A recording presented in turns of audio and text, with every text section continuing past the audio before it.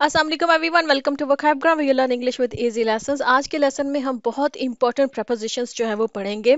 On, upon और on to, इनका क्या डिफरेंस है। इन प्रपोजिशंस में अक्सर स्टूडेंट्स कंफ्यूज होते हैं क्योंकि कुछ सेंटेंसेस ऐसे होते हैं जहाँ पे आपको लगता है कि यहाँ पर ऑन भी लग सकता है, अपॉन भी लग सकता है, ऑन टू भी यूज हो सकता है। तो करेक्ट कौन से वाला है, इस इन तीन प्रपोजिशंस के अंदर अक्सर कंफ्यूजन रहती है। तो वो कंफ्यूजन जो है वो आज के इस लेसन में आपकी दूर होने वाली है। मैं आपको बता दूंगी कि तीनों में फर्क क्या है और कौन से सेंटेंस में हम ऑन यूज करेंगे, कौन से सेंटेंस में हम अपॉन यूज करेंगे और कौन से सेंटेंस में हम ऑन टू यूज करेंगे। और ये भी आपको एक्सप्लेन कर दूंगी कि कहाँ पर ये इंटरचेंजेबली भी यूज हो सकते हैं, एक दूसरे की जगह पर भी यूज हो सकते हैं। अगर आप ऑन या अपॉन यूज कर रहे हैं तो कोई फर्क नहीं पड़ेगा, ठीक है। अच्छा, इनमें ये कोई डिफिकल्ट नहीं है, लगता है कि डिफिकल्ट है, लेकिन जब आपको एक बेसिक इसका रूल समझ में आ जाता है उसके बाद ये चीज़ें डिफिकल्ट नहीं रहती हैं। प्रपोजिशंस जो हैं वो इंग्लिश के सबसे मुश्किल जो मतलब के टॉपिक है प्रपोजिशंस। ये बहुत कंफ्यूज करते हैं क्योंकि इतनी सारी प्रपोजिशंस हैं। कौन सी प्रपोजिशन कहाँ यूज़ होनी है उसको याद करना पड़ता है, लेकिन अगर आप बेसिक रूल्स अगर उनको समझ लें तो फिर मुश्किल नहीं रहती है, फिर आपको उसमें आसानी हो जाती है, ठीक है। तो आज मैं आपको बहुत आसान एक्सप्लेनेशन के साथ बेसिक रूल्स इसके बता दूंगी, तो इसके बाद आपको कोई भी टेंशन नहीं होगी। अच्छा, पहले हम ऑन यू जो है वो इसको पढ़ लेते हैं। देखिए, ऑन के ऊपर मैंने एक कंप्लीट वीडियो बनाई है, अभी कुछ दिन पहले ही बनाई है। उसका मैं लिंक जो है वो आपको आई बटन पे भी दे दूंगी और नीचे डिस्क्रिप्शन में भी दे दूंगी। वहां पर आप ऑन के जितने भी इसके यूजेज हैं, इसके 6 के साथ हैं, 5-6 हैं शायद, इतने हैं, 6 के करीब हैं शायद। तो वो मैंने सारे उसमें एक्सप्लेन किए हैं कि किन किन जगहों पर ऑन जो है वो यूज होता है। यहाँ पर मैं थोड़ा सा बस आपको एक्सप्लेन कर देती हूँ। इसका जो सबसे बेसिक यूज है ऑन का, वो है किसी चीज का किसी दूसरी चीज के ऊपर पड़े हुए होना, उसका टच होना उस चीज के साथ। जैसे कि टेबल के ऊपर हम कहते हैं she place the book on the table, उसने किताब जो है वो टेबल के ऊपर रखी, ठीक।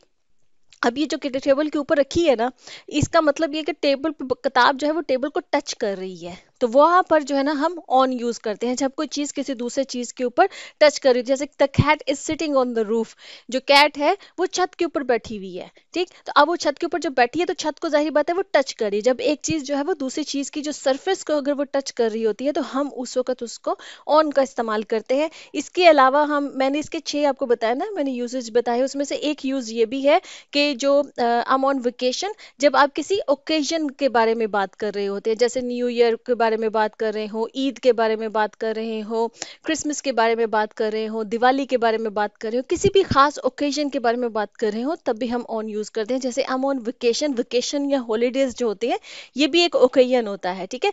तो यहाँ पर भी जो है हम ऑन यूज करते हैं, ठीक। अब इसी तरह से जैसे the button is on the shirt, कि जो बटन है वो शर्ट के ऊपर है, ठीक। शर्ट के ऊपर जाहिर बात है बटन जो है वो उसको शर्ट को टच करता होता है, तो हमने यहाँ पर ऑन यूज किया। इसके अलावा ट्रांसपोर्टेशन के लिए भी यूज होता है, जैसे कि on the plane, on the train, on the bus. इसके अलावा जो है हम जब किसी चीज को फोकस करने के लिए, एम्फोसिस करने के लिए, उसके लिए भी यूज होता है। तो ये सारे यूजेस जो है मैंने आपको इस लेसन में पढ़ाए हैं, आप वो लेसन जाकर वहां पर देख लीजिए। अब है कि अपॉन कहाँ पर यूज होता है। तो अपॉन यूज होता है, ऑन की जगह पर ही यूज हो सकता है अपॉन, लेकिन जब हम अपॉन यूज करेंगे तो इसका मतलब होता है कि आपका जो सेंटेंस है अब वो फॉर्मल है, ठीक। ऑन हम यूज करते हैं जो लेस फॉर्मल सेंटेंसेस होते हैं, और अपॉन यूज करते हैं हम जब सेंटेंस जो है वो फॉर्मल होता है। और जो मतलब ये वैसे ज्यादातर अपॉन यूज नहीं होता है, अपॉन कम यूज होता है, और ये सिर्फ फॉर्मल इंग्लिश में जो है वो इस्तेमाल होता है।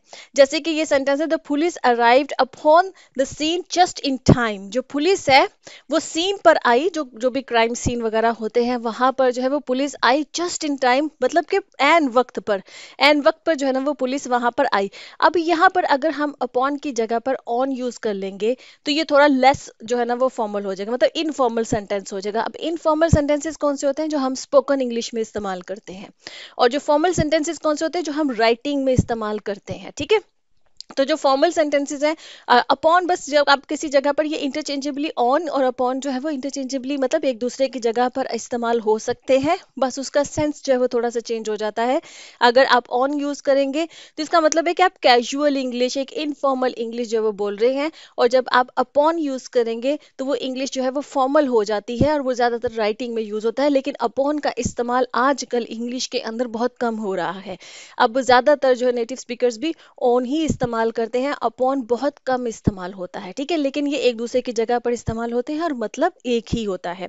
जैसे दूसरा सेंटेंस है, the decision was made upon careful consideration, ठीक है, कि फैसला जो लिया गया वो बहुत ही केयरफुल कंसिडरेशन का मतलब ये है कि बड़ी सोच विचार के बाद जो है वो फैसला लिया गया, ठीक है। अब यहाँ पर जो आप हमने अपॉन यूज किया है, यहाँ पर हम ऑन नहीं यूज करेंगे। क्यों? मैंने आपको पहले अभी बोला कि ये तो इंटरचेंजेबली यूज हो सकते हैं, तो यहाँ पर मैं क्यों कह रही हूँ कि यहाँ पर नहीं यूज करेंगे हम, वो इस वजह से नहीं यूज करेंगे। आप जो सेंटेंस का जो सेंस है वो देखिए, मैंने अभी बताया ना कि अपॉन फॉर्मल सेंटेंसेस में यूज होता है, ठीक है। अब ये जो सेंटेंस है ना, ये सेंटेंस ही फॉर्मल है, यहाँ पर हम ऑन यूज करके इसको इनफॉर्मल नहीं बनाएंगे, ठीक है। हम इसमें अपॉन ही यूज करेंगे क्योंकि ये सेंटेंस फॉर्मल है, ठीक है, एक फॉर्मल किस्म का सेंटेंस है। The decision was made upon careful consideration.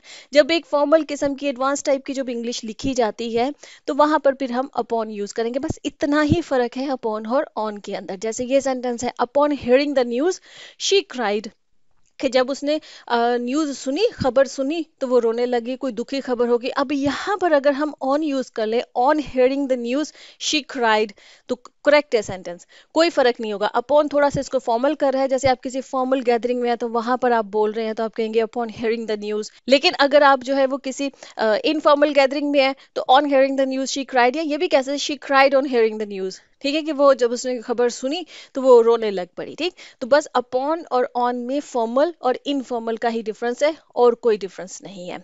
अब हम आ जाते हैं ऑन टू के ऊपर। ये थोड़ा सा समझ लीजिएगा।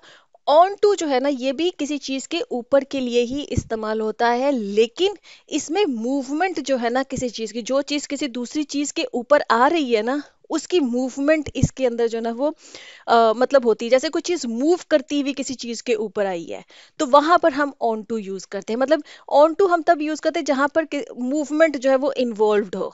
जो जब हम ऑन बोलते हैं तो वहां पर मूवमेंट इन्वॉल्व नहीं होती है। ये आपको फर्क जो है ना अभी सेंटेंसेस में समझ में आएगा। जैसे ये मैंने ऑन में भी ये सेंटेंस बनाया था, यही सेम सेंटेंस आप अगर पीछे जाकर देखें तो मैंने ऑन में अभी भी पहला सेंटेंस यही था कि she place the book on to the table. जब ऑन द टेबल हमने यूज किया तो एक तो वो इनफॉर्मल इंग्लिश थी, और उसके अलावा उसका मतलब ये था कि किताब जो है ना वो टेबल के ऊपर पड़ी हुई है। लेकिन जब हमने ऑन टू यूज किया तो इसका मतलब ये है कि उसने किसी जगह से किताब को उठाया है, उठाकर उसने टेबल के ऊपर रखा है। तो एक मूवमेंट जो है ना यहाँ पर इन्वॉल्व हो गई है। ऑन टू हमेशा मूवमेंट के लिए इस्तेमाल होता है। जैसे आपको एक बड़ी कॉमन एग्जांपल देती हूँ। आपने अगर कोई जो लड़की ब्यूटी वाली की अगर वीडियोस वगैरह देखे, जो इंग्लिश में देखे, तो वो कहते हैं कि apply this cream on your face. Normally लोग ये बोलते हैं ना, लेकिन जब आप क्रीम को अपने चेहरे पर जब आप अप्लाई करते हैं तो आपके चेहरों अपने हाथ जो होते हैं वो मूव करते हैं, मूव करके ही उसको अप्लाई करते हैं ना, तो वहां पर होगा apply the cream on to your face.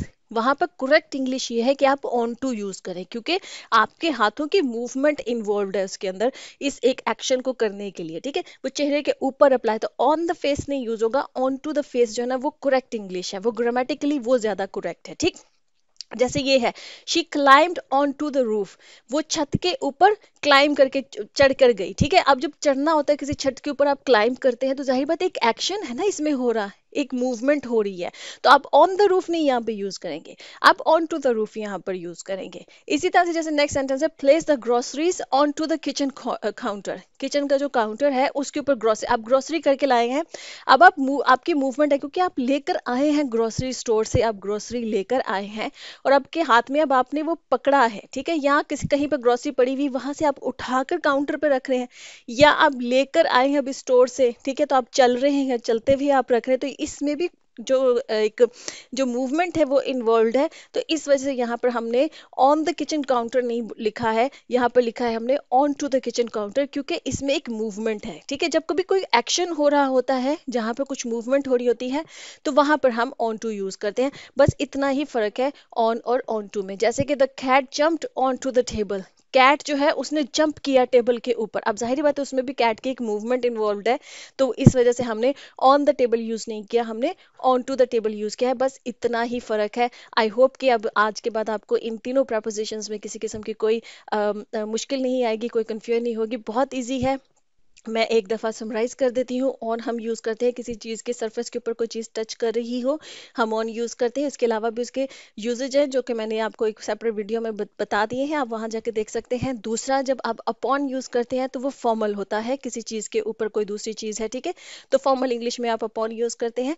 और ऑन टू आप वहाँ पर यूज़ करते हैं जहाँ पर कोई मूवमेंट इन्वॉल्व हो। तो आई होप कि आपको आज का लेसन आपको पसंद आया। सी यू नेक्स्ट लेसन। अल्लाह हाफिज़।